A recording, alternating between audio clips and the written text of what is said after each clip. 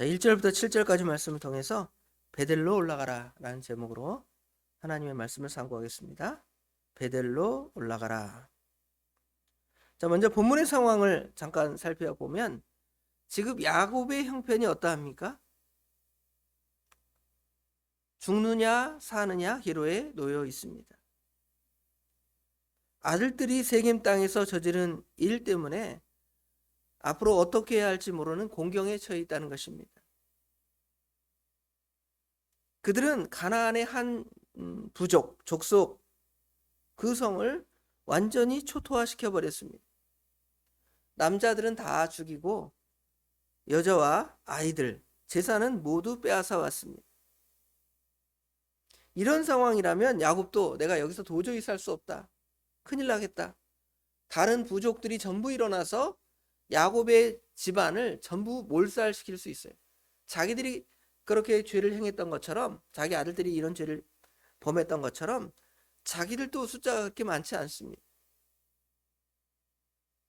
물론 70명의 예전에 야곱의 식구들이 애굽으로 내려갈 때에 70명의 사람이었다. 그리고 그 밑에 있는 수하의 많은 사람들 생각하면 몇백 명 정도의 수준, 1000명 이하의 사람들의 수준이지만 여러 부족이 단합해서 저 야곱이라는 저 집단들은 아주 우리에게 해로운 집단이다. 우리가 다 같이 연합해서 저 야곱을 죽이고 저 식구들을 다 멸해야 되겠다. 이런 마음만 먹으면 야곱의 집은 살아남을 수가 없게 되는 것이죠. 이런 상황에서 야곱은 도저히 가나안 땅에서 살 수 없다고 생각을 했을 것입니다. 그래서 거기를 도망쳐야 되는데요. 도망칠 곳도 마땅하지 않습니다. 바다는 아람으로 가겠습니까? 다시 자기 외삼촌의 종살이 할 수 없잖아요. 애굽으로 내려가겠습니까? 애굽도 마찬가지겠지. 자기 형 에서에게 간다? 그것도 쉬운 일이 아닙니다. 하나님이 허락하신 대로 가나안 땅에 왔지만 도저히 살 수 없는 공경의 상황에 지금 야곱이 이르게 된 것이죠. 야곱은 하늘로도 바닷속으로도 들어갈 수가 없습니다. 이런 상황을 만나면 사람들은 어떻게 하냐면 죽어버려야 되겠다. 내가 없어져 버려야 되겠다. 하고 극단적인 상황을 만들어 버릴 수도 있습니다. 그때 이제 1절에 보면 하나님의 음성이 들리기 시작하는 것이죠. 하나님이 야곱에게 이르시되 일어나 베델로 올라가서 거기 거주하며 네가 내 형 에서의 낯을 피하여 도망하던 때에 내게 나타났던 하나님께 거기서 제단을 쌓으라 하신지라 그랬죠. 야곱은 이 땅에서 전혀 대책이 없다고 생각할 때에 그 순간에 하나님의 음성이 들리는 것입니다. 전에 하나님을 만났던 그 성읍 베델로 올라가서 거기서 제단, 기도의 단, 하나님을 만나는 예배의 단을 거기서 쌓으라는 것입니다. 거기 가야만 네가 살 수 있다고 지금 하나님께서 야곱에게 말씀하시는 것입니다. 왜 하나님께서는 베델로 올라가라 그랬을까?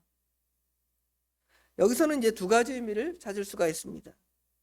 첫 번째 의미는 이 베델은 야곱이 처음 하나님을 만났던 곳입니다. 하나님을 처음 체험한 것이죠. 물론 그 이외에도 야복강가에서 만나기도 하고 바다라람에서도 하나님이 그에게 나타나서 하나님의 음성을 들려주기는 했지만 여기 지금 베델은 하나님께서 야곱에게 처음 만나셨던 그런 장소입니다.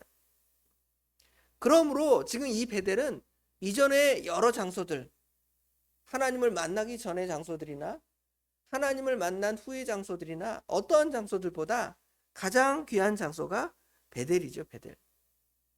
벳이라는 말은 원래 집이라는 뜻입니다. 베들레헴, 베델 할 때 벳은 히브리어로 집이라는 뜻이고요. 엘은 하나님이라는 뜻이잖아요. 하나님의 집, 거기 가서 하나님을 만나는 것입니다. 거기서 하나님을 만나는 특별한 체험, 경험을 하게 되는 것이죠. 우리로 말하면 하나님을 처음 만나고 처음 인격적으로 만나서 하나님으로 기뻐하고 하나님이 아니면 살 수 없습니다 라는 그런 상황을 처음 체험하는 것이죠. 그 전까지 섬긴 하나님은 어디까지나 이론에 불과했습니다. 그러나 베델의 하나님은 생생하게 살아계시며 자기를 보시고 또 자기를 돌보시는 하나님이시라는 것을 야곱이 깨닫게 된 것입니다. 야곱은 여러 번 꿈을 꾸었지만 이런 체험은 얼마나 놀라운 체험이었는지, 영광스러운 체험이었는지 그 하나님의 압도되어서 그 하나님께 서원하고 엎드리고 과연 여기 하나님이 계시구나, 하나님이 나와 함께 계시거늘 하면서 하나님을 체험한 그런 장소입니다. 우리도 마찬가지잖아요. 여러모로 성령의 역사를 체험할 때가 있습니다. 믿기 전에도 성령 하나님께서 우리를 선한 길로 인도하여 주셨다가 또 믿은 후에도 성령께서는 우리를 계속 좋은 길, 선한 길로 인도하십니다. 그러나 그 전환점, 하나님을 인격적으로 만난 그 점에 만난 그 하나님은 엄청난 하나님이시지. 그 하나님 앞에 우리는 우리 자신의 무능함, 연약함을 깨닫는 것입니다. 나 주를 멀리 떠났다. 이제 옵니다. 나 이제 왔으니 내 집을 찾아. 그러죠? 그때의 그 무능함을 깨닫고 하나님이 아니면 살 수 없습니다. 탕자가 그 아버지에게 돌아가지 아니하면 살 수 없다. 내가 여기서 이렇게 살아가는데 우리 아버지의 집에 가면 내가 품꾼으로 살아도 줄여 죽지 아니하겠다 하는 그러한 고백이 있는 것처럼 하나님의 은혜를 체험한 그곳으로 지금 하나님께서는 올라가라고 명령하십니다. 다음으로 이 베델이라는 장소는 어떤 장소냐면 가장 낮아진 장소예요. 얼마나 낮아졌습니까, 야곱이? 형을 피해서 무서워서 도망가는 거예요. 도망가는데 뭐 어떻게 보면 진보다리 하나 없는 거예요. 옛날 그 우리 어르신들이 6.25 때나 1.4.5세 때 남쪽으로 도망갔다 그러잖아요. 도망갈 때 무슨 보따리를 챙기겠습니까? 무슨 짐을 챙기겠습니까? 그냥 옷가지 몇 개 하고 도망가서 살 수 있는 거 몇 가지 챙겨서 내려가잖아요. 아무것도 없습니다. 길바닥에서 잘 수밖에 없는 그런 상황이 우리 민족이 그런 것들을 경험했던 것처럼 지금 야곱은 그런 상황이 있는 거예요. 그런 상황이면 누구한테 도와달라는 거예요? 하나님께 도와달라고 할 수밖에 없는 상황이라는 것이죠. 아무 능력도 도와줄 백도 돈도 없는 그러한 상황입니다. 그냥 길바닥에서 누워서 자면서 돌베개에 베고 잠 같습니다 그러잖아요. 돌베개를 베고 자는 것입니다. 그러나 하나님께서는 그런 자리에서 하나님께서 야곱을 만나 주시죠. 내가 출세하고 성공하고 명예를 얻고 모든 사람들이 그 사람에게 스포트라이트, 공항에서 연예인들 들어오면 막 불빛이 바바바바박 터지잖아요. 그럴 때 하나님이 너를 만나서 내가 너에게 영광을 주겠다 하지 않으셨어요? 아무도 관심이 없고 죽을 수밖에 없고 다른 사람들이 멸시하고 이거 한 방 치면 가겠구나 하는 그런 상황에서 하나님의 도우심이 아니면 살 수 없습니다. 하나님 살려주세요 할 때에 하나님께서 야곱을 만나 주셨죠. 그런 자리로 지금 하나님께서는 야곱을 모는 거예요. 너가 좀 돈이 있다고? 밭다라면서 돈 좀 모았니? 자식들 아내들 많잖아. 또 소떼 양떼 많지? 이거 의지할 때 하나님께서 야곱에게 은혜를 주시는 것이 아니라 아무 것이 없을 때 오히려 하나님이 아니면 살 수 없습니다라고 고백할 때에 하나님이 만나 주셨던 그 상태를 지금 너로 하여금 찾아가라는 것입니다. 그것이 바로 오늘 하나님께서 야곱에게 베델로 올라가라고 명령하신 것 같아요. 야곱에게 이런 명령이 떨어졌을 때에 야곱이 지금 순종을 합니다. 자기의 상황이 이처럼 어렵고 자기에게 어떤 대책이 없다고 할 때에 그는 하나님의 말씀에 순종하기로 결정을 합니다. 인간의 어떤 고려, 거기 가면 어떨까? 베델은 어떨까? 베델은 세겜보다 안전할까? 이런 고려를 할 수가 있어요. 거기 가면 대적들에게 침범을 받지 아니하는 어떤 요새일까? 이렇게 우리 보통 사람들은 생각할 거 아니에요? 그런데 그걸 고려하지 않고 하나님이 거기로 가라니까 가는 거예요. 실제로 베델은 사방이 다 튀어진 장소에서 적들이 더 야곱을 공격하기 쉬운 장소라 그래요. 세겜보다 훨씬. 그러면 우리가 생각할 때 하나님 어디로 도망갈까요? 예루살렘 성으로 한번 가볼까? 여부스 족속의 성은, 예루살렘 성은 이 사방이 높은 마치 든든한 성벽과 같아서 아무도 쳐들어올 수 없습니다. 그래서 하나님께서 그 여부스 족속의 땅을 쳐서 다윗으로 하여금 거기다가 예루살렘 성을 짓도록 했죠. 그럼 그런 곳을 찾아야 되겠는데 그런 곳이 아니라 사방이 탁 트여서 나 잡아가려면 잡아가슈 하는 그런 데다가 하나님께서 가서 너 거기서 제단을 쌓고 하나님을 섬기라는 것입니다. 왜 그랬을까요? 그런 것들은 의지할 것이 못 되고 네 하나님 여호와만 너에게 힘이 되신다는 것을 가르쳐 주시는 것입니다. 이런 위치에 있다면 차라리 우리 입장에서 볼 때, 사람들의 입장에서 볼 때는 형에게 가서 무릎을 꿇는 것이 나을 수 있어요. 형은 강한 힘을 가지고 있잖아요. 군대를 거느리고 있잖아요. 그렇죠? 400명의 군사를 거느리고 쳐들어온 걸 보면 아주 강한 힘이 있으니까 형한테 한번 가서 그냥 뭐랄까요? 막 빌어보는 거예요. 막 싹싹 빌어보는 거에다 살려달라고. 그 형이 살려줄 수 있겠죠. 그러나 하나님은 거기 가라고 하지 않습니다. 그런 결단을 하고 야곱은 그의 가족들을 모아 2절처럼 말하죠. 야곱이 이에 자기 집안 사람과 자기의 함께한 모든 사람에게 이르되 너희 중에 있는 이방 신상을 버리고 자신을 정결하게 하고 너희들의 의복을 바꾸어 입으라 말씀하시죠. 4절에 보니까 그들이 자기 손에 있는 모든 이방 신상들과 자기 귀에 있는 귀고리들을 야곱에게 주는지라 야곱이 그것들을 세겜 근처 상수리 나무 아래에 묻고 그랬죠. 여기 보면 야곱의 가족들, 야곱은 믿음의 사람인데 이 믿음의 사람들의 가정에 아주 많은 우상 숭배가 있다는 걸 볼 수가 있습니다. 이방 신상들을 버려라. 너희 각각 이방 신상, 모든 그 야곱의 집안 모든 사람들이 이방 신상을 가지고 있고요. 여기 귀고리를 지금 버리라 그랬는데 자기 귀에 있는 귀고리도 여기도 단순한 장신구가 아니었던 것 같아요. 오늘날로 말하면 부적과 같이 이것을 내가 차고 있으면 나를 보호할 것이다 라는 그런 부적의 의미가 있어요. 우리가 가지고 있는 게 있잖아요. 돈도 있고 명예도 있고 물질도 있고 나의 실력도 있고 이런 것들이 하나님 아니면 하나님이 그걸 우리에게 선물로 주신 거라고 생각하는 것이 아니라 요거 아니면 내가 살아갈 수 없다라는 생각을 갖고 있으니까 하나님께서 그것을 다 버리라고 말씀하시는 것입니다. 그런데 지금 그걸 버리지 못하고 있어요. 야곱이 자기 집안의 신앙 호주로서 선한 역할을 감당하지 못하니까 지금 자기 가족 모두가 마치 라헬이 드라빔을 자기 아버지의 드라빔을 훔쳐서 온 것처럼 모든 사람이 나름의 어떤 드라빔을 다 가지고 우상을 섬기고 있고 하나님과 우상을 겸하여 섬기는 것이죠. 성경에 하나님과 우상을 겸하여 섬기지 말라 그랬잖아요.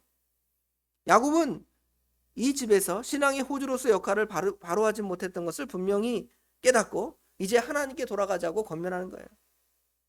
그러면 하나님께서 이 모든 것을 지금 모든 위기를 이기게 해줄 거라는 확신을 자신들의 가정들에게 심어주는 것입니다.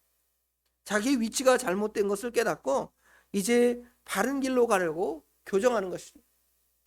자기의 그 길, 또 자기 자녀들의 그 삶이 하나님 앞에 비극의 원인, 지금의 우리 여지까지 이렇게 믿고 의지해왔던 것이 비극의 원인이었구나 이걸 깨닫고 하나님 행복의 근원이요 복의 근원이신 하나님께 돌아갈 것을 권면하고 있는 것입니다.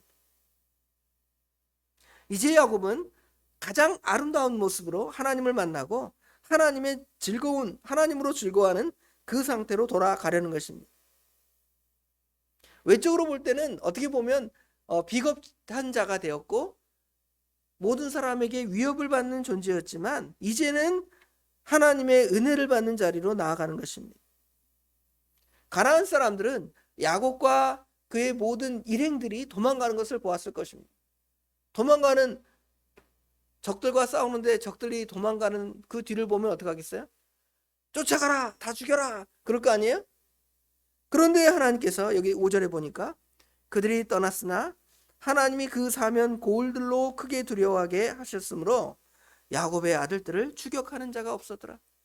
하나님께서 그 사방의 모든 사람들을 두려워하는 마음을 주어서 야 저기 세겜 사람들이 저렇게 당한 것처럼 우리도 저들에게 당할 것이다 라는 마음을 하나님께서 그들의 마음에 쑥 심어준 거예요. 자, 오늘 인생의 사방에 가로막힌 그 길에 위기의 순간에 역설적으로 우리는 하나님을 철저히 의지하던 그 하나님을 체험했던 그 기도의 자리, 하나님을 의지하고 예배하던 그 자리, 베들로 돌아갈 때라는 것을 알아야 됩니다. 위기 앞에서 인간의 방법이나 얄팍한 계산으로 도망하려는 거 그거 하지 마십시오. 오히려 내 삶에 교묘하게 자리 잡은 세상의 그 우상들, 물질들이 있을 수 있습니다. 어떤 사람, 관계적인 어떤 우상이 있을 수 있습니다. 보험, 그런 것도 있을 수 있습니다. 물론 그거 하지 말라는 건 아니에요. 하나님이 우리에게 주셔서 그거 다 사용하는 것입니다. 그런데 하나님은 생각하지 않고 그거 있으니까 난 다 되겠다. 그거면 내가 살고 하나님은 두 번째, 세 번째예요. 그러지 말라는 거예요. 하나님을 가장 우선 두면 그런 것들을 하나님께서 빼앗기지 않게 하시고 잃어버리지 않게 하시는 거예요. 내가 세상의 것을 의지하면 하나님이 그걸 빼앗아가지만 하나님만 의지하면 하나님께서 우리가 세상에 전에 의지하던 그것들을 그대로 보존시켜 주시고 그것들을 사용해서 우리를 지켜주시는 거예요. 그런데 그것이 우리를 지켜주는 것이 아니라 하나님이 그것들을 사용하셔서 지켜주는 거예요. 근데 우리는 어떻게 생각해요? 하나님은 전혀 없이 그것들만 의지하다가 하나님이 우리를 징계하실 때 낮아지고 낮아지고 낮아지는 거예요. 높아지고 승리하고 이기는 것은 하나님을 바라보면 이 모든 것을 너에게 더하신다 그랬잖아요. 그거 잃지 않게 하시고 그것들을 다 묻어버리라는 것입니다. 세상에 소망을 두었던 그것들을 끊어내고 하나님의 말씀에 전적으로 순종할 때에 하나님께서는 이 악한 것들을 친히 막아주시고 우리 삶을 완벽하게 체험해 주십니다. 그러므로 우리는 세상의 우상들을 버리고 은혜의 첫자리, 은혜의 처음자리, 에베소 교회 처음 사랑을 잃어버렸다 그랬잖아요. 그 처음 사랑을 회복하는 자리로 돌아가는 저와 우리 예수사랑교회 모든 성도님들이 되시길 주님의 이름으로 축원합니다. 기도하겠습니다. 아버지 하나님, 은혜와 사랑을 진심으로 감사합니다. 오늘도 저희를 사랑하셔서 아버지 하나님 이른 새벽에 단잠을 깨워주시고 말씀을 통하여 베들로 올라가라고 야곱이 아버지 하나님 그 전에 하나님께 받았던 처음 은혜, 처음 사랑을 회복하라고 지금 이 곤란한 상황에 모든 대적들이 다 야곱의 집안을 쳐다보고 있고 이것들 우리를 헤아려 했으니 우리가 일심으로 단결해서 저 야곱과 그 모든 집안을 없애자 하는 마음이 그들 가운데 있게 하실 때에 아버지 하나님 야곱이 두려워 어찌할 바를 모르고 있습니다. 그때 하나님께서 야곱에게 나타나셔서 베델로 올라가라고 내가 처음 하나님을 만났던 그 자리로 올라가라고 권면하십니다. 그때 야곱은 그 모든 말씀을 전적으로 순종해서 자기들이 가지는 또 자기 가정 식구들이 가졌던 그 우상들 드라빔들을 다 버리고 하나님을 전적으로 의지하며 나아갔던 것처럼 우리도 그렇게 나아가기를 원합니다. 우리의 그것들을 다 버려놓고 하나님의 은혜를 찾기를 원합니다. 하나님께서는 우리에게 은혜를 나누어 주시고 은혜를 부어 주시려고 하지만 저희들은 미련하게도 세상의 것들을 붙잡고 나가다가 하나님이 주실 그 은혜를 잃어버리고 잊어버리고 살아가는 것이 우리의 모습임을 이 말씀을 통해 발견하게 하시고 저희들 하나님만을 바라보며 베델을 향하여 당당히 나아갈 때 하나님께서 우리에게 주신 그 모든 은혜들 아버지 하나님 받아 당당히 누려나가는 그래서 우리에게 닥쳐오는 시험들을 넉넉히 이겨나가는 우리 예수님께 모든 성도님들이 될 수 있도록 우리 하나님 친히 인도하여 주시옵소서. 오늘도 그런 삶을 살기를 원합니다. 작은 시험이라도 다 하나님께 의지하게 하여 주시옵소서. 이 시험은 내가 이길 수 있다. 내 방법으로 해결할 수 있다. 고민하지만 사실은 하나님께서는 하나님의 방법을 벌써 우리에게 두시고 방법이 많으신 하나님께서 우리에게 모든 것을 선하게 주실 줄을 저희가 믿고 나가면 더 큰 은혜를 받을 수 있겠사오니 하나님이 주실 더 큰 은혜를 사모하며 이기고 승리해 나가는 삶이 될 수 있도록 우리 하나님 도와주시옵소서. 오늘 하루도 온전히 주님께 맡깁니다. 주님께서 선하고 복되게 인도하여 주실 줄 믿사오며 예수님의 이름으로 간절히 기도드리옵나이다. 아멘. 하늘의